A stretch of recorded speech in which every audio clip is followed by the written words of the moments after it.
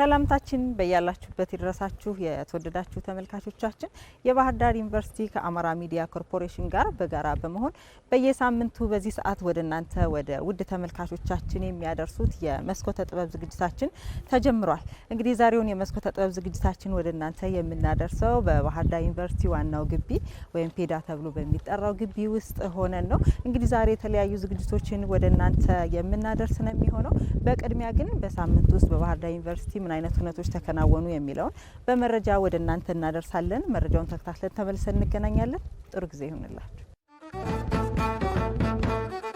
በባህር ዳር ዩኒቨርሲቲ ዓመታዊው የበጎ አድራጎት ቀን በድምቀት ተከብሯል። ባህር ዳር ዩኒቨርሲቲ ከመማር ማስተማር ባለፈ ለማህበረሰቡ ያለውን ተቆርቋሪነት በተግባር እያሳየ ይገኛል። በዩኒቨርሲቲው የምርምርና ማህበረሰብ አገልግሎት ምክትል ፕሬዝዳንት ስር ከሚከናወኑ ጉልህ የማህበረሰብ አሳታፊነት ስራዎች አንዱ የሆነው ዓመታዊው የበጎ አድራጎት ቀን ዘንድሮም በተለያዩ አነቃቂ መርሃ ግብሮች ተከብሮ ውሏል። የማህበረሰብ አገልግሎት አስተባባሪው ዶክተር መንግስቱ ዳኛው እንደገለጹት መርሃ ግብሩ በሁለት ተከታታይ ቀናት የተከናወነ ሲሆን በርካታ ተግባራትን እንዳካተተ ተናግረዋል። በመርሃ ግብሩም በሁሉም የዩኒቨርሲቲው ግቢዎች የተማሪዎችና የአስተዳደር ሰራተኞች በነቃ ተሳትፎ ግቢውን የማጽዳት ሥራ ተከናውኗል። ይህም ለተማሪዎች ምቹና ንጹሕ የመማሪያ አካባቢን ከመፍጠር ባለፈ የአካባቢ ጥበቃ ባህልን የሚያዳብር ሆኖ ተገኝቷል። በፔዳ ግቢም የደም ልገሳ መርሃ ግብር ተካሂዷል። ተማሪዎችና ሠራተኞች ደም በመለገስ ሰብአዊነትን በተግባር አሳይተዋል። የባህር ዳር ዩኒቨርሲቲ የምርምርና ማህበረሰብ አቀፍ ጽሕፈት ቤት ከተማሪዎች ኅብረትና ከደም ባንክ ጋር በመተባበር ያዘጋጁት ይህ መርሃ ግብር እጅግ ስኬታማ ነበር። የዩኒቨርሲቲው ተማሪዎች ኅብረት ፕሬዝዳንት ተማሪ አማረ ደጉ እንደገለጸው በጎነት ለራስ ነው በሚል መንፈስ የተከናወነው ይህ መርሃ ግብር ዩኒቨርሲቲው ለከተማዋና ለሀገሪቱ እያበረከተ ያለውን ሁለንተናዊ አስተዋጽኦ በግልጽ ያሳየ ነው ብሏል። በ2018 ዓ.ም ለሚመረቁ ተማሪዎች የሥራ ተኮር የሙያ ማሻሻያ ሥልጠና ተሰጠ። የባህር ዳር ዩኒቨርሲቲ በየዓመቱ ለሚመረቁ ሁሉም ተማሪዎች የሥራ ተኮር የሙያ ማሻሻያ ሥልጠና ይሰጣል። በመሆኑም በ2018 ዓ.ም ለሚመረቁ ተማሪዎች የዩኒቨርሲቲው የተማሪዎች የሙያ ማበልጸጊያ ማዕከል ከሥልጠናና ተቋማዊ ለውጥ ሥራ አስፈጻሚ ጋር በመተባበር የሥራ ተኮር የሙያ ማሻሻያ ሥልጠና ለሁሉም ኮሌጆችና ተቋማት በ4 ዙር እየሰጠ ይገኛል። የዩኒቨርሲቲው የሥልጠና ተቋማዊ ለውጥ ሥራ አስፈጻሚ አቶ ወርቁ አበበና የተማሪዎች የሙያ ማበልጸጊያ ማዕከል አስተባባሪ አቶ ዮርዳኖስ ይበልጣል እንደገለጹት ሥልጠናው በዋናነት የሚያተኩረው ተመራቂዎች በዩኒቨርሲቲ ቆይታቸው ያገኙትን ዕውቀትና ክህሎት እንዲፈትሹና ክፍተታቸውን እንዲሞሉ ማሳየት፣ ከተመረቁ በኋላ ስላለው የሥራ ዓለም ራሳቸውን እንዲያዘጋጁ ማድረግና በሥራ ዓለም ስለሚያስፈልጓቸው የሙያ ስነ ምግባሮች፣ የሥራ ማመልከቻ አጻጻፍ፣ የሥራ ላይ ቃለመጠይቅ ዝግጅት፣ በተለያዩ ማኅበራዊ ሚዲያና ድረገጾች ሥራ የመፈለግና የማመልከት ክህሎትና ተያያዥነት ባላቸው ርዕሶች ላይ ያተኮረ መሆኑን ገልጸዋል። የተወደዳችሁ ተመልካቾቻችን እየተከታተላችሁ የምትገኙት ሳምንታዊውን የመስኮተ ጥበብ ዝግጅታችንን ነው። እንግዲህ ቀደም ሲል በባህር ዳር ዩኒቨርሲቲ በሳምንቱ ውስጥ ምን አይነት ሁነቶች ተከናወኑ የሚለውን በመረጃ ወደ እናንተ አደረስን። በቀጣይ ደግሞ አንድ ዝግጅት ወደ እናንተ እናደርሳለን። እንግዲህ ከሰሞኑን የ130ኛውን የአድዋ ድል በዓል አስመልክቶ በአገር አቀፍ ደረጃ በደማቅ ሁኔታ ተከብሯል። የባህር ዳር ዩኒቨርሲቲም እንግዲህ ይህንን የአድዋ ድል መታሰቢያ በዓል አስመልክቶ የተለያዩ ዝግጅቶች አቅርቦ ነበረ። ይህንን የተመለከተ ዝግጅት ነው ወደ እናንተ የምናደርሰው። ፕሮግራሙን ተከታተሉ። ከኔ ጋር ተመልሰን እንገናኛለን። ጥሩ ጊዜ ይሁንላችሁ።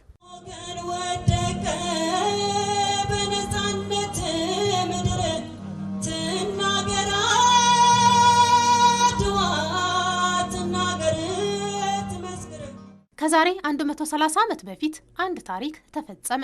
አፍሪካውያንን የመቀራመት ሴራ በወቅቱ ሀያላን በነበሩ ሀገራት ጣሊያንም ኢትዮጵያን በቅኝ ለመግዛት ገሰገሰች። ጉዞዋ ግን በ1888 ዓ.ም ተቋጨ። በኢትዮጵያውያን በነበረው የረጅም ጊዜ ዝግጅት በግማሽ ቀን በተደረገ ጦርነት በአድዋ ድል ተገታ።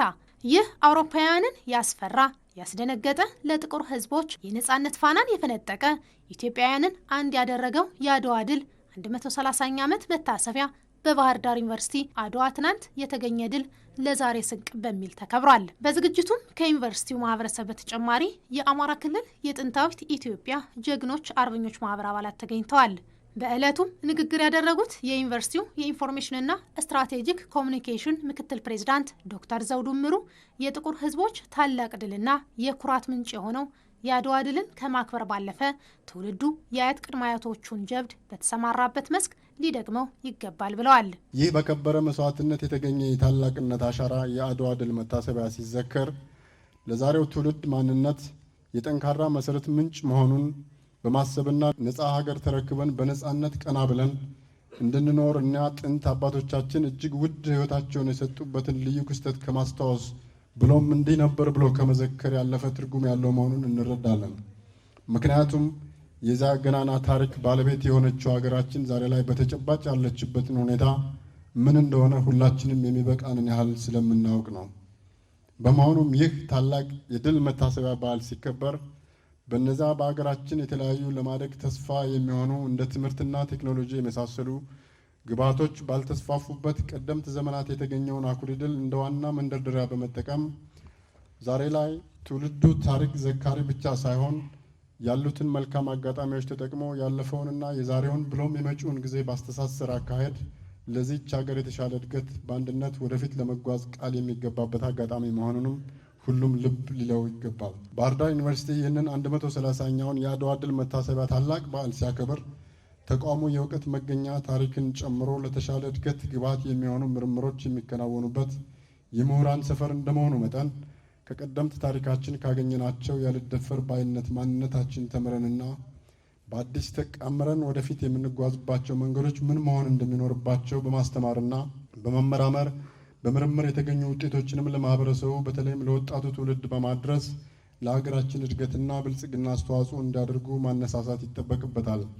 በአማራ ክልል የጥንታዊት ኢትዮጵያ ጀግኖች አርበኞች ማህበር ሊቀመንበር አቶ ዳኝነት አያሌው ዕለቱን በማስመልከት ታሪክን ለታዳሚያን አስገንዝበዋል። የአድዋ ድልም ብዙ ነገርን ያስተምራል ይላሉ። የትምህርት ተቋማትም ታሪክ ላይ ሊሰሩ ይገባል ብለዋል። ከነሱ አባቶቻችን የምንረዳው ይህንን ሊያገኙ ምንድነው ያስቻላቸው? አንድ ሆነው እንደ ብረት ሰንሰለት አንድነታቸው የጠነከረ በመሆኑ ጎሳ መከፋፈል ባለመኖሩ ለአንድ ኢትዮጵያ ብቻ ኢትዮጵያዊ ነን ስለሚሉ አንድ ለኢትዮጵያ ለዚህ ታላቅ አገር መስዋዕት ለመሆን ቁርጠኛ ስለነበሩ በመተባበራቸው የተገኘ ድል ነው። ስለዚህ የመተባበርን፣ የአንድነትን፣ የህብረትን ጥቅም የአድዋ ድል ያስተምረናል። ስለዚህ እኛ የነሱ ልጆች ሀገራችን መጠበቅ የሀገራችንን ታሪክ ማወቅ ይገባናል። የሀገሩን ታሪክ የማያውቅ ከብዙ ሴቶች መካከል ያለች ወላጅ እናቱን ለይቶ ማወቅ እንደማይችል ልጅ ነው ሲል አንድ የጣሊያዊ ጸሐፊ ተናግሯል። ያለ ሁላችንም ትምህርት ሊሆን ይገባል። ስለዚህ የባህር ዳር ዩኒቨርሲቲም እንዲህ እንደሚንከባከበን አርበኞችን የራሱ የሆነ ፕሮግራም አውጥቶ የታሪክ ክበብ በማቋቋም በእኔ በውስጡ ያሉትን የተማሪውን ህብረተሰብ ታሪክ እንዲማሩ ቢያደርጋቸው ታሪክ የማይማሩትን። ስለዚህ በአጠቃላይ መንግስት፣ የትምህርት ሚኒስቴር የሚመለከታቸው ሁሉ ከአንደኛ ደረጃ ጀምረው የታሪክ ትምህርት ቢያስተምሩ የአገሩን ታሪክ የሚያውቅ አገሩን ይወዳል፣ አገሩን ያፈቅራል፣ ለአገሩ ይሞታል። ስለዚህ ይህ ወሳኝ ነው ብዬ አስባለሁ። ውድ ተማሪዎች ደግሞ ከ1864 ዓመተ ምህረት እስከ ካራማራ ድረስ ያለውን ድል የሚገልጽ ሙዚየም ያቋቋምን ስለሆነ ይህን ሙዚየም እንድታጠናክሩልን እናንተም እንድትጎበኙን አደራ ላለሁ። መታሰቢያ ዝግጅቱ በተለያዩ ጥበባዊ ዝግጅቶች የተከበረ ሲሆን የጥንታዊት ኢትዮጵያ ጀግኖች አርበኞች ማህበር አባላት ዕለቱን የሚያወሳ ፉከራና ሽለላ አቅርበዋል።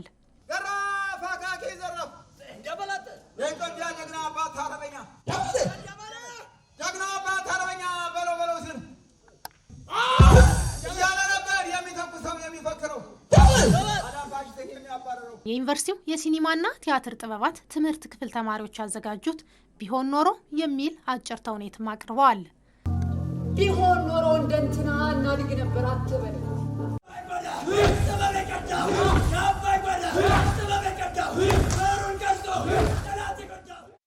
ዕለቱም ምሁራዊ ትንታኔዎች ከጥበባዊ ዝግጅቶች ጋር አቀናጅቶ የያዘ ሲሆን አድዋና የኢትዮጵያ ዲፕሎማሲ፣ የአድዋ ድል በፖለቲካዊ ሀልዮቶች ሲቃኝ እንዲሁም ከባህልና ቋንቋ ተጽዕኖ፣ ፖለቲካዊ ዳራ፣ የእቴጌ ጣይቱና የዳግማዊ አጼ ሚኒሊክ ስትራቴጂካዊ አመራር በዝርዝር በምሁራን ቀርቧል። ያነጋገርናቸው ተማሪዎችና መምህራን ስለ አድዋ ምንነትና የአድዋ ድል ለአሁኑ ትውልድ ምን እንደሚያስተምር ተከታዩን ሀሳብ ሰጠውናል። ድሉ እንግዲህ በጣም ፈርጅ ብዙ የሆነ ጠቀሜታ ያለው ነው። ታላቅ የአርበኝነት ወይም የጀብዱ የተገለጸበት በዓል ነው ማለት እንችላለን። አርበኝነት እንግዲህ ሀገርን፣ ወገንን፣ ሃይማኖትን ለመከላከል የሚደረግ ከፍተኛ የሆነ መስዋዕትነትን የሚጠይቅ ተግባር ነው።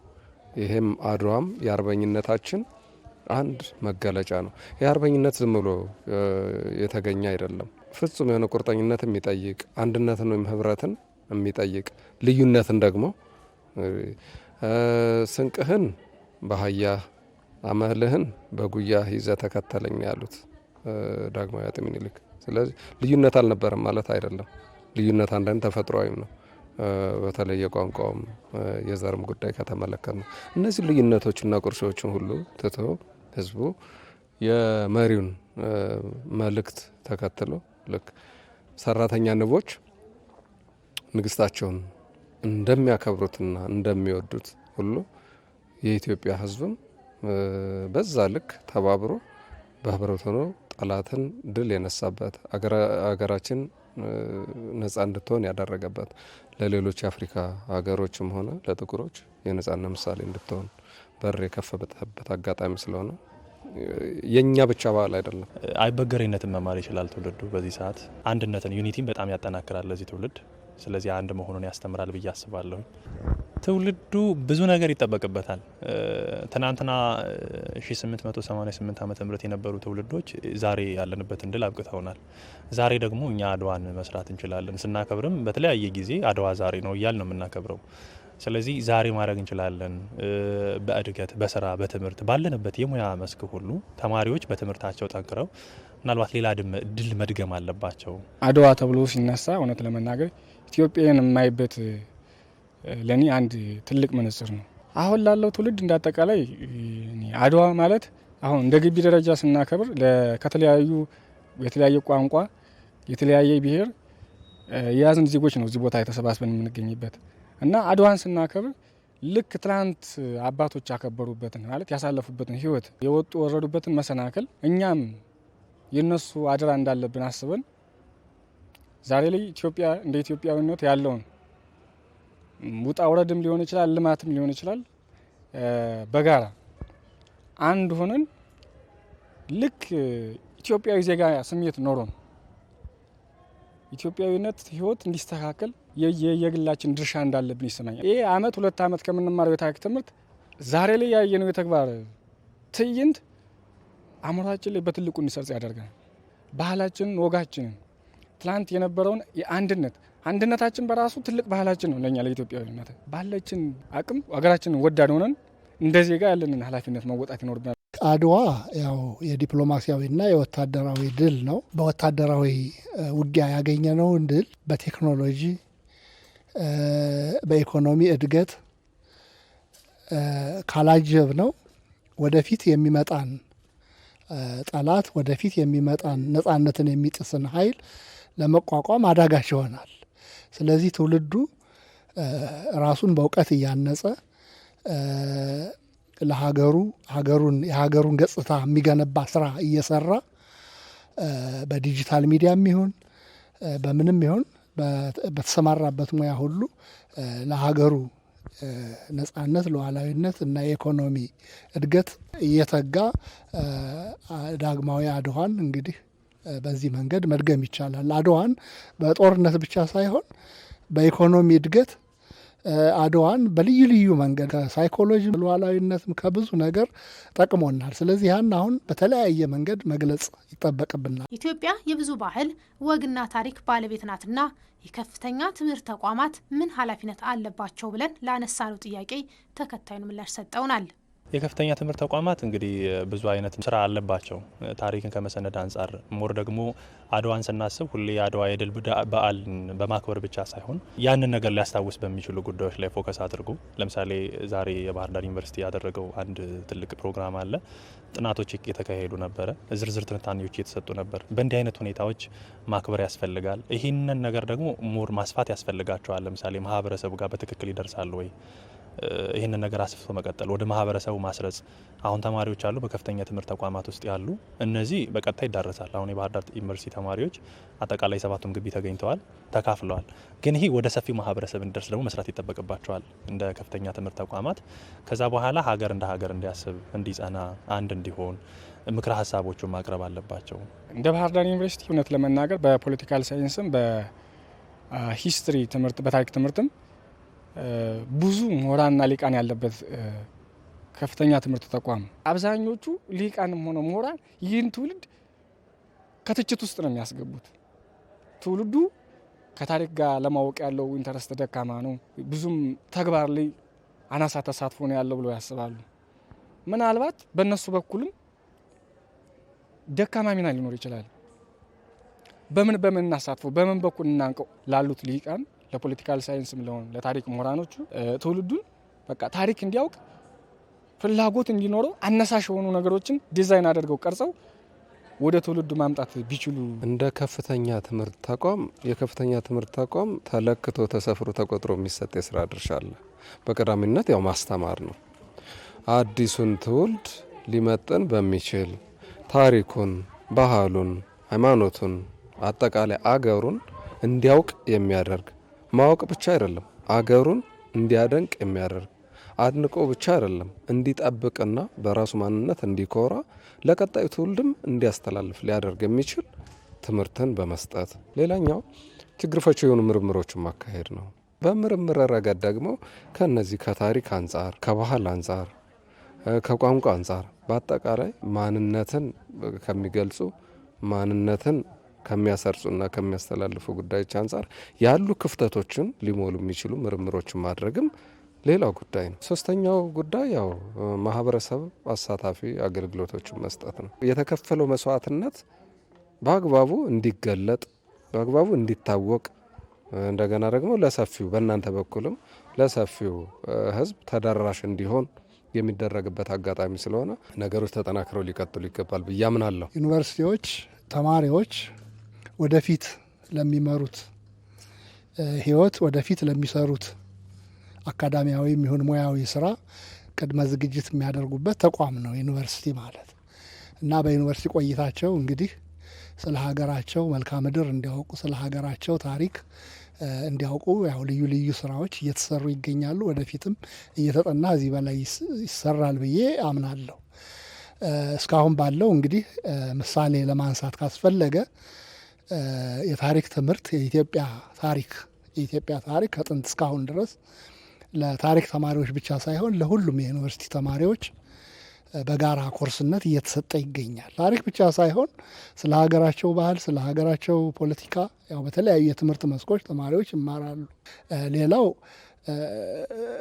ማህበረሰባዊ ጥናትና ምርምር በማካሄድ ህብረተሰቡ የታሪክ ትምህርትን አረዳዱ የተስተካከለ እንዲሆንና የሀገራችንን ታሪክ በትክክል ተረድቶ ለሀገሩ በዜግነቱ ማበርከት የሚገባውን እንዲያበረክት ያው የበኩላችን ጥረት እያደረግን እንገኛለን። ወደፊትም ደግሞ ያው ከዚህ በተሻለ መንገድ እንሰራለን የሚል እምነት ነው ያለኝ። የ130ኛ ዓመት የአድዋ ድል መታሰቢያ ተተኪው ትውልድ ነገን አሻግሮ እንዲያይ የአባቶቹን ጀግንነት እንዲረዳ የሚያስችል ዝግጅት ነበር። እኔ ታሪኩ ነኝ፣ ልጄ ደግሞ ይህንን ታሪክ ማወቅ ይፈልጋል። ይህንን ትውልድ ተመልከት።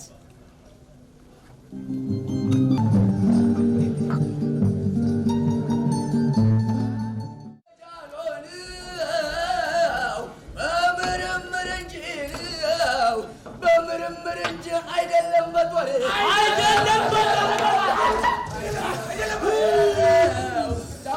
እንደዚያ ነው ሀገር የምትከብር።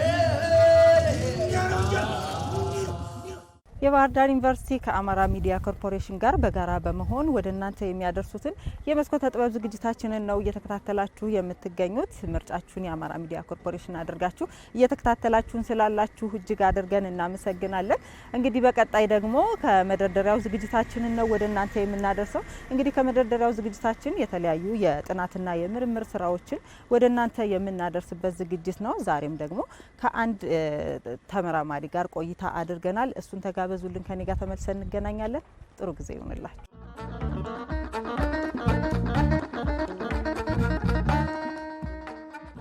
መልሰው ንጉሴ ይባላል። በዚሁ በባህር ዳር ዩኒቨርሲቲ በዋሸራ ጂኦስፔስ ኤንድ ረዳር ሳይንስ ሪሰርች ላቦራቶሪ የምርምር ስራ ሰራለሁ። በፊዚክስ ዲፓርትመንት ደግሞ የማስተማር ስራ ሰራለሁ ማለት ነው። የሰራው ያለው ስራ ምንድነው? ቅንጣት አካላት የሚገኙበትን የመሬት የላይኛውን አየር ክልል ካራክተራይዝ ማድረግ ነው። ቀን ቀን ላይ ከረንት ወይም የቅንጣት አካላት እንቅስቃሴ ወደ ኢስት ወይም ወደ ምስራቅ ቀን ቀን ላይ ፀሐይ ስትኖር አለ። ያንን የሚያደርገው ምንድነው? ኤሌክትሪክ ፊልድ ነው። ከዚህ ጋር ተያይዞ ከዚህ ክስተት ጋር ተያይዞ እዚህ እኛ ኢኩዌተር አካባቢ ብቻ የሚካሄድ ክስተት አለ።